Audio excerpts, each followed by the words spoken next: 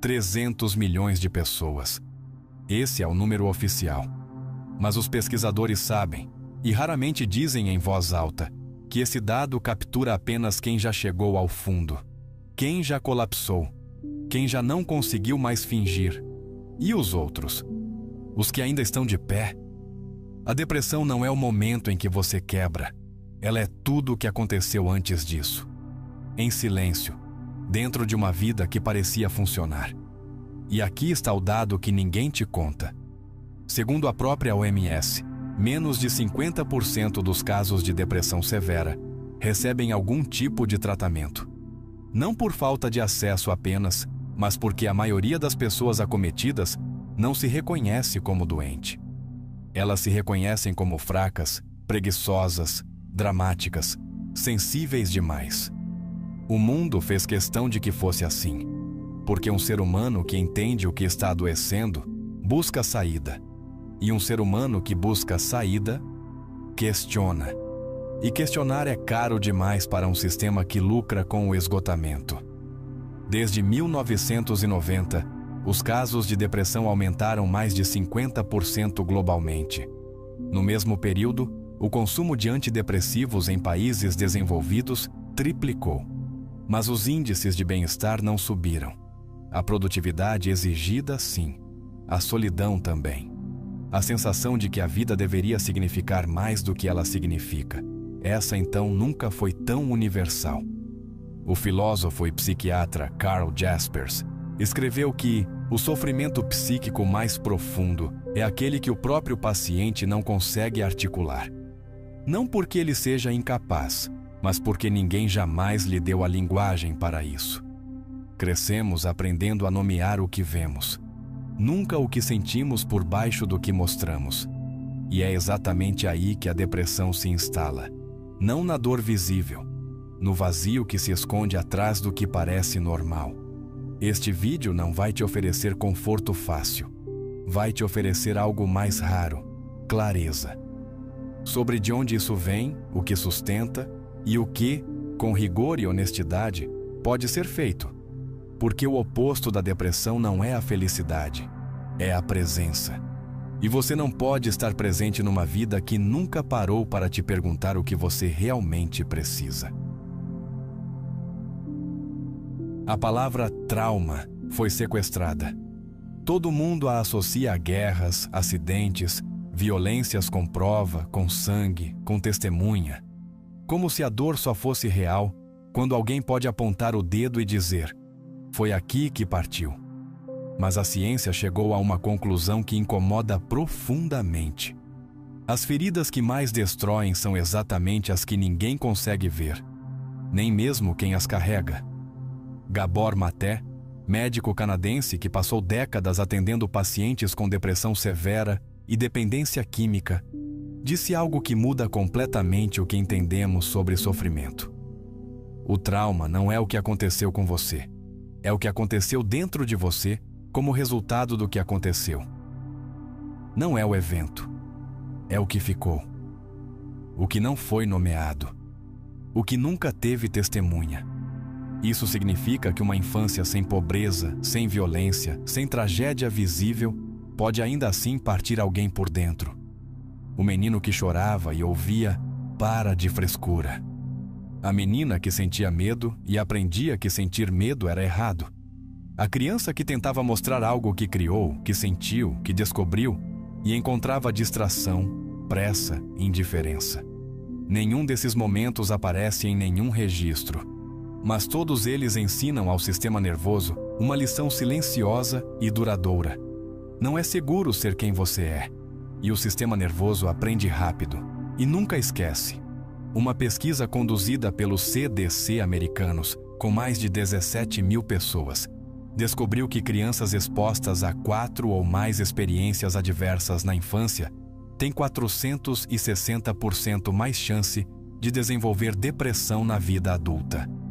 O dado que choca não é o número, é o que estava por trás dessas experiências. Na maioria dos casos, não era violência física, era negligência emocional, ausência, o silêncio onde deveria ter havido presença. A criança que aprendeu a suprimir o que sente não se tornou forte, tornou-se desconectada. E a desconexão sustentada por anos é o solo exato onde a depressão germina, quieta, invisível, disfarçada de personalidade. O paradoxo cruel é este: quem cresceu assim raramente reconhece o que viveu como trauma, porque não foi um evento, foi um clima.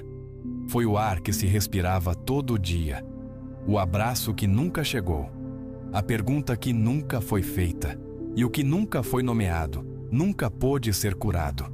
Como Maté sintetiza: a maior parte das doenças que tratamos são adaptações a ambientes que não suportaram quem o indivíduo realmente era. Não é fraqueza, nunca foi fraqueza. Foi a única saída que uma criança encontrou e que o adulto ainda carrega, sem saber que já pode largar. No Japão, criaram uma palavra para algo que não deveria precisar de nome: karoshi. Morte por excesso de trabalho. Não é metáfora, não é exagero. São pessoas que literalmente pararam de funcionar, coração, cérebro, corpo, porque trabalharam além do limite humano. E o mais perturbador não é que isso acontece, é que por décadas aconteceu em silêncio, com orgulho, porque a cultura dizia que era dedicação. Esse não é um problema japonês, é um espelho. O filósofo e crítico cultural Mark Fisher passou anos estudando o que chamou de realismo capitalista, a ideia de que vivemos num sistema onde se tornou literalmente mais fácil imaginar o fim do mundo do que imaginar o fim do capitalismo. Não porque o sistema seja bom, mas porque ele colonizou algo muito mais profundo do que a economia. Colonizou a forma como as pessoas se enxergam. Fisher escreveu: é mais fácil imaginar o fim do mundo do que o fim do capitalismo. E quando um sistema consegue isso, quando se torna indistinguível da realidade, qualquer sofrimento que ele produza passa a parecer culpa de quem sofre. É exatamente o que acontece com a depressão hoje. O trabalhador que não aguenta mais não é visto como alguém num ambiente adoecido. É visto como alguém fraco demais para o ambiente. A pessoa que entra em colapso não recebe uma análise das condições que a levaram até ali.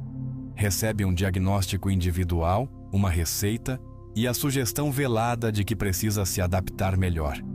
A OMS reconheceu o burnout como fenômeno ocupacional em 2019, não como fraqueza pessoal, como consequência de ambientes de trabalho cronicamente disfuncionais. Mas o sistema já tinha a resposta pronta: aplicativos de meditação, cursos de resiliência, palestras sobre equilíbrio emocional. Ou seja, o problema é coletivo, estrutural, fabricado. A solução oferecida é sempre individual. Fisher chamava isso de privatização do estresse. O sofrimento que nasce de condições sociais é devolvido ao indivíduo como responsabilidade pessoal. E o indivíduo, já exausto, aceita. Porque questionar o sistema exige energia. E a energia foi toda consumida pelo sistema. O que isso tem a ver com depressão? Tudo. Quando uma pessoa não consegue mais sentir prazer, não consegue se motivar, acorda sem razão para levantar, o diagnóstico clínico diz que é uma disfunção.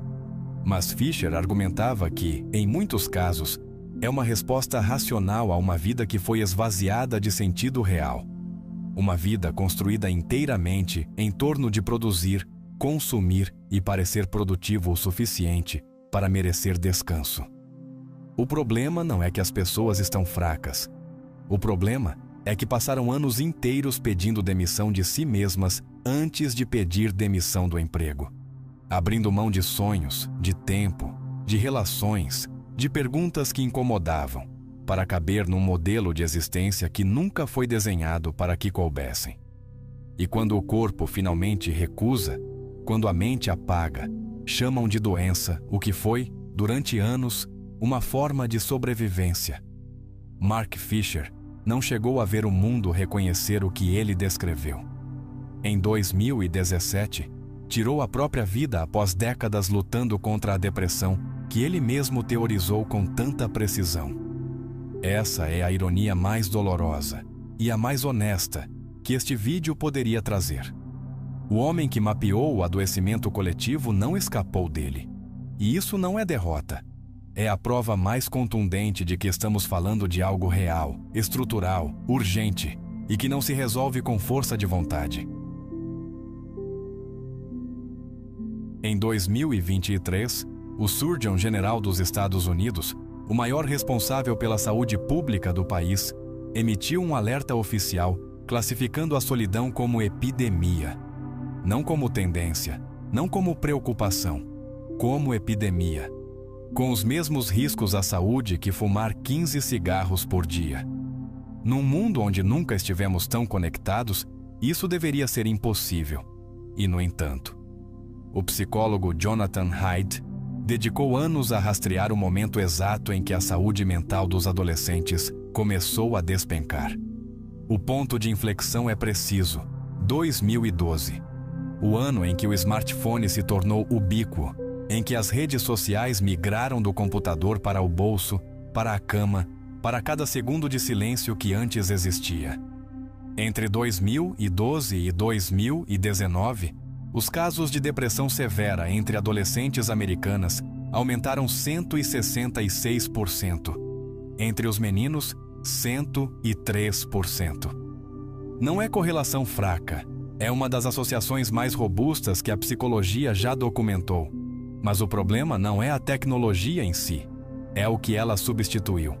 Johann Hari, jornalista que investigou as causas reais da depressão ao redor do mundo, escreveu: o oposto da depressão não é a felicidade, é a conexão. E conexão real, aquela que sustenta, que regula o sistema nervoso, que diz ao cérebro que você não está sozinho no mundo, não acontece numa tela. Nunca aconteceu. A neurociência explica o porquê com uma crueldade elegante. Interações superficiais, curtidas, comentários rápidos, conversas sem profundidade, ativam os mesmos circuitos cerebrais da rejeição social. O cérebro não registra a quantidade de contato, registra a qualidade de presença. E presença real, nos últimos anos, tornou-se um bem escasso. O que as redes sociais fizeram não foi apenas ocupar o tempo, foi reestruturar o que as pessoas entendem por relacionamento. Uma geração inteira cresceu aprendendo que a atenção se mede em números, que valor pessoal se confirma em aprovação pública, que o silêncio, aquele silêncio fértil onde a identidade se forma, é algo a ser preenchido imediatamente com estímulo. E quando esse estímulo para, o vazio que aparece não é pequeno, é imenso, porque nunca foi preenchido de verdade. Hari foi ainda mais longe na sua investigação. Visitou comunidades ao redor do mundo onde os índices de depressão eram surpreendentemente baixos, e o padrão era sempre o mesmo. Não eram lugares ricos, não eram lugares sem problemas. Eram lugares onde as pessoas ainda se precisavam de verdade, onde havia interdependência real, não performática. O que a modernidade vendeu como evolução, independência total, autossuficiência, a vida curada num ecrã, é na prática o isolamento mais sofisticado que a humanidade já construiu. E isolamento, o cérebro humano interpreta como perigo. Sempre interpretou. Fomos animais sociais muito antes de sermos indivíduos. A depressão que nasce daqui não é química em primeiro lugar. É ecológica. É o resultado de um ser humano vivendo num ambiente radicalmente incompatível com o que ele precisa para sobreviver de verdade. E o silêncio mais perigoso não é o silêncio de quem está sozinho num quarto. É o silêncio de quem está cercado de pessoas e ainda assim sente que ninguém, absolutamente ninguém, o conhece de verdade. Numa clínica em Boston, um grupo de médicos ficou décadas intrigado com o mesmo padrão. Pacientes com dores físicas reais, incapacitantes, documentadas, mas sem nenhuma causa orgânica encontrada. Exames normais, diagnóstico impossível, sofrimento inegável. A medicina convencional tinha uma resposta para isso. Chamava de psicossomático e usava a palavra como se fosse uma forma educada de dizer que a dor não era real, que era coisa da cabeça. Bessel van der Kolk, psiquiatra que passou mais de 40 anos estudando trauma, veio com uma correção que mudou a medicina. A dor era absolutamente real. O endereço é que estava errado. Os médicos procuravam a causa no órgão. A causa estava na história. O título do seu livro mais importante: O corpo guarda as marcas. O corpo não esquece o que a mente aprendeu a ignorar. Cada experiência emocional não processada deixa um rastro fisiológico. O sistema nervoso autônomo, o eixo HPA, os níveis de cortisol, tudo isso é alterado de forma mensurável por traumas que nunca foram elaborados.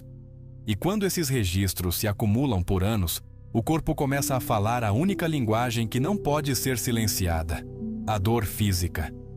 Van der Kolk escreveu: o trauma não é apenas um evento que aconteceu no passado. É a marca deixada no cérebro, na mente e no corpo. E essa marca não espera permissão para se manifestar. A fibromialgia é um dos exemplos mais documentados e mais ignorados dessa realidade. Estudos publicados no Journal of Traumatic Stress mostram que entre 45% e 65% dos pacientes com fibromialgia têm histórico de trauma emocional significativo não tratado. A dor que sentem, nos músculos, nas articulações, no corpo inteiro, não é invenção. É o arquivo corporificado de tudo que nunca pôde ser dito. E não é só fibromialgia. A pessoa que dorme mal há anos e aprendeu a chamar isso de personalidade, sempre fui assim, está, na maior parte dos casos, com um sistema nervoso que nunca saiu do estado de alerta. O cortisol cronicamente elevado não apenas impede o sono profundo, ele inflama, literalmente. Pesquisas de neuroimunologia mostram que inflamação sistêmica crônica está diretamente associada à depressão severa, não como consequência, mas como mecanismo. A inflamação altera a produção de serotonina, dopamina e a capacidade do cérebro de regular o humor. O corpo não adoece por acaso. Adoece por acúmulo. E o que acumula? Tudo que foi engolido. A raiva que não pôde ser expressa. O choro que foi cortado no meio. O medo que precisou virar força porque não havia espaço para fraqueza. Van der Kolk descreve pacientes que passaram décadas sem conseguir identificar uma única emoção, não porque não sentissem, mas porque o sistema nervoso deles aprendeu, muito cedo, que sentir era perigoso demais. Ele chama isso de alexitimia, a incapacidade de nomear o que se sente. E é muito mais comum do que qualquer estatística consegue capturar, porque quem tem alexitimia não sabe que tem. Simplesmente não entende porque o corpo não para de doer. A medicina que trata os sintomas sem tocar na origem não está curando, está adiando o colapso. E o colapso, quando vem, vem com tudo, porque o corpo esperou, guardou, carregou, até não conseguir mais. Viktor Frankl sobreviveu a 4 campos de concentração nazis. Perdeu a esposa, a mãe, o irmão. Foi reduzido a um número tatuado no braço. E no meio de tudo isso, no absoluto fundo do que um ser humano pode suportar, chegou a uma conclusão que a psicologia moderna ainda está a tentar absorver por completo. Aquele que tem um porquê para viver, suporta quase qualquer como. Frankl não estava a falar de otimismo. Estava a falar de algo muito mais antigo e muito mais sólido: sentido. E a ausência de sentido para ele não era um problema espiritual. Era uma emergência clínica. Depois de tudo que foi construído ao longo deste vídeo, o trauma que não sangra, o sistema que consome e culpa, a solidão fabricada pela hiperconectividade, o corpo que guarda o que a mente rejeita, seria desonesto terminar com uma lista de soluções arrumadas. A depressão não tem uma causa, tem camadas. E cada camada exige uma resposta diferente, precisa, honesta. A primeira resposta é a mais simples e a mais difícil: nomear. A pesquisadora Brené Brown demonstrou com dados que nomear uma emoção reduz a sua intensidade de forma mensurável. porque ativa o córtex pré-frontal e regula a amígdala. O cérebro literalmente se acalma quando encontra linguagem para o que sente. Não é terapia de conversa, é neurobiologia. E começa sozinho, agora, com uma pergunta honesta: o que estou realmente a sentir? A segunda resposta é a que o mundo moderno mais resiste: reconexão real. Não redes sociais. Não superficialidade organizada. Johann Hari, que percorreu o mundo a estudar comunidades com baixos índices de depressão, identificou um padrão universal: pessoas que se precisam de verdade, interdependência, presença física, conversas que custam algo emocionalmente. A ciência chama isso de corregulação. O sistema nervoso de dois seres humanos em contato real literalmente sincroniza e se acalma mutuamente. Nenhum algoritmo replica isso. A terceira resposta vive no corpo, porque foi no corpo que tudo ficou guardado. Estudos publicados no JAMA Psychiatry mostram que exercício físico regular tem eficácia comparável aos antidepressivos em casos de depressão moderada, não porque o corpo seja mais importante que a mente, mas porque não existe separação entre os dois. O movimento não é compensação, é linguagem. É o corpo a processar o que as palavras ainda não conseguem alcançar. A quarta resposta é a mais profunda: sentido construído, não encontrado. Frankl foi claro: o sentido não aparece. É construído ativamente, mesmo no meio da dor, mesmo quando tudo parece inútil. A terapia baseada na sua abordagem, a logoterapia, não pergunta como se sente, pergunta para quê. E essa pergunta, quando respondida com honestidade, reorganiza tudo. A quinta resposta é a que mais pessoas precisam ouvir e menos pessoas dizem: procurar ajuda profissional não é o último recurso. É o primeiro acto de respeito por si mesmo. A terapia cognitivo-comportamental tem uma das maiores taxas de eficácia documentadas em toda a psicologia clínica. A EMDR revolucionou o tratamento de trauma. A psiquiatria, quando usada com precisão e não como substituto de tudo o resto, salva vidas. Estas não são opiniões, são décadas de investigação. E, no entanto, e este é o último ponto, o mais importante, nada disto funciona enquanto a pessoa acreditar que o problema é ela. O problema nunca foi você. Foi o que aconteceu dentro de você sem que ninguém soubesse como ajudar. Foi o sistema que lucrou com o seu esgotamento. Foi a solidão disfarçada de independência. Foi o corpo a carregar o que a vida nunca permitiu que fosse pousado. Frankl escreveu também isto: quando já não somos capazes de mudar uma situação, somos desafiados a mudar a nós mesmos. Mas mudar a si mesmo não é apagar quem se é finalmente tornar-se inteiro. Não vai ficar bem porque alguém disse que vai.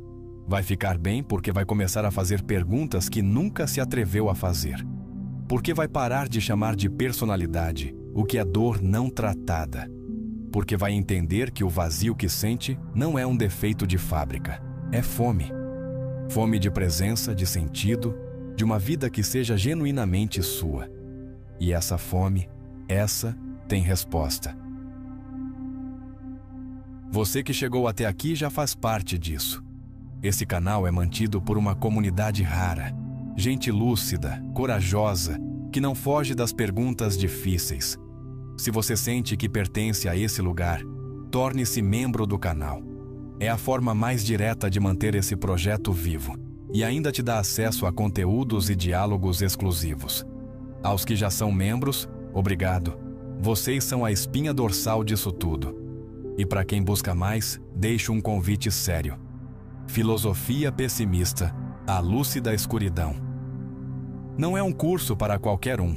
É um mergulho sem anestesia nas verdades mais duras da existência. Só entra quem está pronto. O link está na descrição. Se quiser apoiar de outra forma, o Super Thanks também ajuda muito. Mas só de assistir, comentar ou compartilhar, você já está fazendo parte. E aqui, isso importa. Muito obrigado.